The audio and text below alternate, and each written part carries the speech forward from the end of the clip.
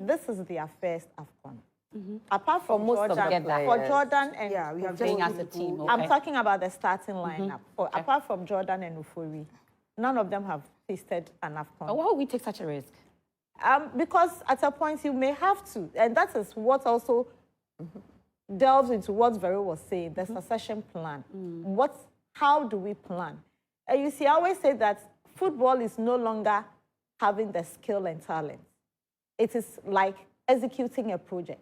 Okay. You need to plan and have a strategy to execute that project if you want a successful execution. You have a new coach. So then just two who've been there before. One wonders. So, I mean, because the players are not available, I was thinking that, we don't have them. These are what we have now. Okay. And for me, I always say that these are the players who have gone to represent us. At a point, there would always be a starting point. I mean, in time past, when we were not playing international competitions, in the times that we won the 4 successive AFCONs, the players were basically home-based.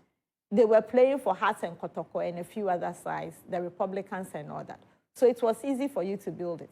Modern day football is no longer like that. You don't have the luxury of keeping your players for even 20 days. You at most 10 days. You get 10 days. I mean, if you get 10 days, you'll be lucky. If we had gone, the AFCON had gone to June, July, then you are likely to have more days because at that time, the European leagues will be off. We no longer have those luxury. And it's always been like that. So for me, I always say that it is the man who is executing this plan for success. How do you plan? How do you intend to stay? Because at some times, you would have to strategize and say that, look, you are not going for the big wins. Because sometimes you even go for the big wins, and by the time you know, you have thrown yourself to an opponent that is likely to threaten your exit at an early stage. So all these are part of it. I mean, sometimes you look at it and somebody will say that, look, my third game, I want to avoid this particular opponent and go this way because I know it is easier for me to handle this one. But for us, we need to make that first point. Vero has said, Gifty has said, there won't be pressure on them. We have Ashmero who is going to... half all through.